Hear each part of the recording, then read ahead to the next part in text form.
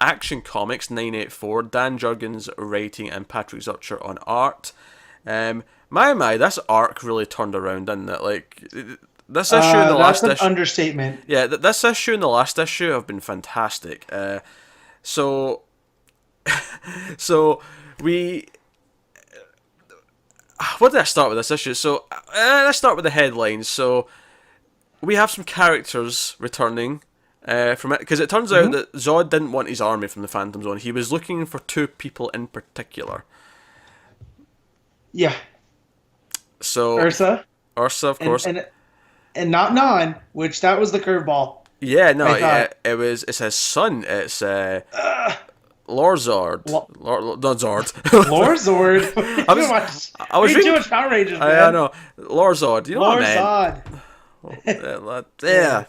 Words. Weird. Lorzod, who previously we knew pre-rebirth, pre-Flashpoint as Chris Kent. Yeah, Like from he was Last Superman's Son. first son. Yeah. Yeah. Well, Yeah, Last Son was the name of the arc. it was the arc, but yeah, Yeah. they adopted him, and we got to see John's writing Lois and Clark trying to parent this. And it was a twist. This It was a twist in that yeah. book that, oh shit, this is Zod's son. Like that was a reveal. And he was conceived in the Phantom Zone because they found a spot that was, on a tangent with the real world. So it was still Phantom Zone, but they were tangible there. And yeah, so it was a nice. This curveball's just as nice, I think. It is. I'll tell you why. And I get it. There's some fans might be like, oh, but Chris Kent was a good character, and he was like, he could be a brother to John. But here's the thing: this just gave John his Zod. Yeah. We have evil John now, and that is kind of exciting. This is his arch nemesis. This could be fun stuff. I'm not quite sure how Lois is going to fight Ursa, but at least with father and son, we got a nice pair of fighting going on. We've seen her fight Superman villains with the Bat Gauntlet. Yeah, she basically needs to go to She's Bruce and be capable. like, she needs to go to Bruce and be like, hey, like I want you to design me some more armor, like the one you had, but put a Superman logo on it, because I should probably represent the family. Like, I would almost want her to go to Lex because Lex is part of the family right now, and she's go, hey Luthor. okay. Like, I mean, he's kind of the weird cousin. There's some tension. You don't really but then trust again, him. I didn't think that out before I said it because Yeah, he doesn't know about her. Yeah. he doesn't know about her because that's why he has them hide because I don't want them to know about you guys. But yeah, so her go to Bruce and I need some thing or the other, but Ursa can even face off against Supergirl too if she needs a Kryptonian counterpart. That is true. Speaking of Supergirl, I thought, speaking of 2-on-1 fights that were making me fist pump this week, John busting out in that Kryptonian armor to fight Zod, and then Supergirl like teaming up with her. Supergirl and Superboy teaming up against Zod.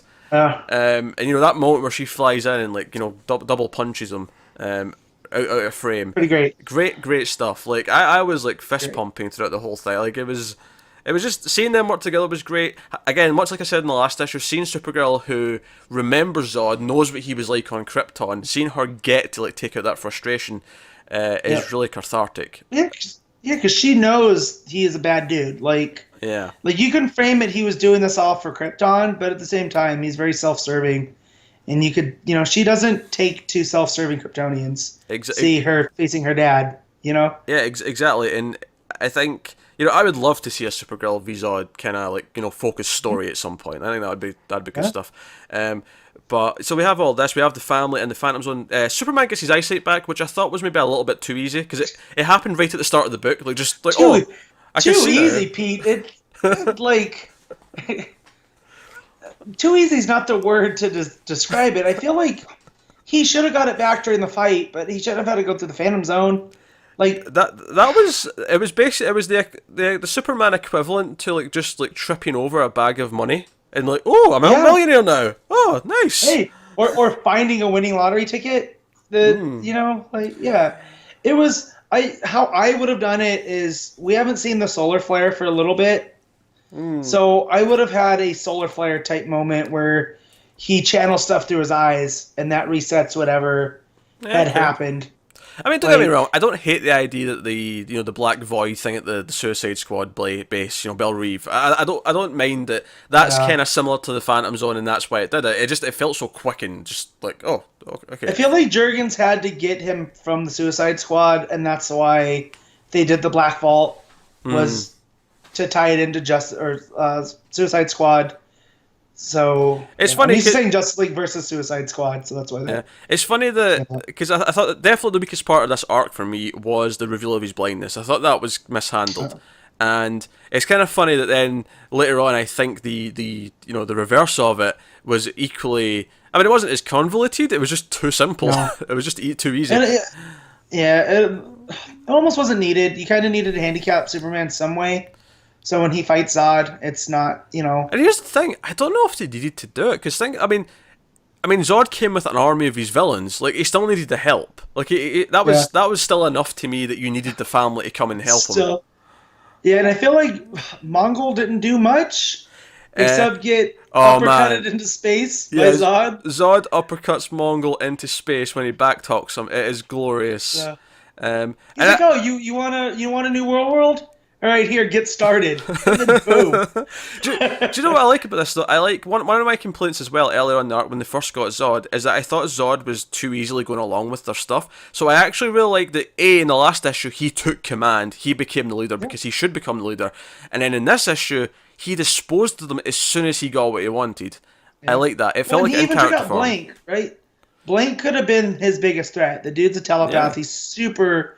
But the fact that he made him be the tether to Eradicator and Cyborg Superman, and basically took Blank off the board because by the end of this, he is it's almost, what is it, scanners? He may be dead. Explode. Yeah, it looks like he's. I mean, yeah. They may reverse it later, but he looks like he might be dead. Obviously, Cyborg Superman as well is left in the Phantom Zone, which is actually Superman's choice. He's like, yeah, he's kind of dangerous, but leave him in there just now until we figure out what to do with him. Just take his necklace. You take his necklace, he's back to being a normal human. Yeah, that's a good point. Right? Good point. His wish necklace, but no. I like them like Superman. You think you should have done that? He's like, yeah, it's fine. It's the Phantom Zone. He'll be fine. I'll tell you what I want. After this arc, obviously we're going to get some Zod and his family try to build a new Krypton. Obviously that's good fun stuff. We'll see it. But I'll tell you what I want. I want an arc, probably in Supergirl, where Superboy comes to visit and spend the weekend with his big cousin. His cousin, yeah. And I want to see her. Basically, remember that issue of Stephanie Brown Batgirl where Damien was there for an issue? Where she had to babysit him. Yeah. And I say babysit with quotes. That was a fantastic issue. I kind of want that with Supergirl, and obviously it wouldn't be the same thing because he's not the little shit that Damien is. But just the idea of them going on a misadventure together and doing, bonding, Yeah, well, I want them just to be on a search for ice cream and stuff because we know John loves ice cream, and just stuff keeps happening, and him and Kara have to he's in National City for the weekend or whatever, and stuff keeps happening, and they just Superboy and Supergirl it up. That would be a lot of fun. Other little touches. Crypto also gets in the action. Yeah, Lois is. It takes out Zod, kinda. You could say that it's Crypto getting involved that takes Zod off his game enough for Superman to finally do it, and it's the inverse of what, I don't know if inverse is the right word, but so Zod's looking for his family, whereas Superman has his family, and that's the strength of this issue. Well, it's everybody. It's Steel and Superwoman and Supergirl, Keenan, all of that. Yeah, and what I like about it as well is, I mean, obviously we kind of touched on that about John having an arch nemesis now potentially, but just the idea that now, we've suddenly, because we've got this new status quo with Superman where he's got a wife and he's got a kid, it's really interesting that his arch nemesis now also has a wife and a kid. It really sets this balance up where it's okay, how do we play with that? And I feel like that's the intent here. We're going to see how that stacks up. How do we do this? So no, this was a great issue. I thought it set up some really interesting things. Characters had great moments, and not just the main ones. Family characters had great moments. The art too. I like Zurcher on art when it doesn't feel rushed, because we've seen some action issues where he's definitely been rushed, I think, just because of the schedule.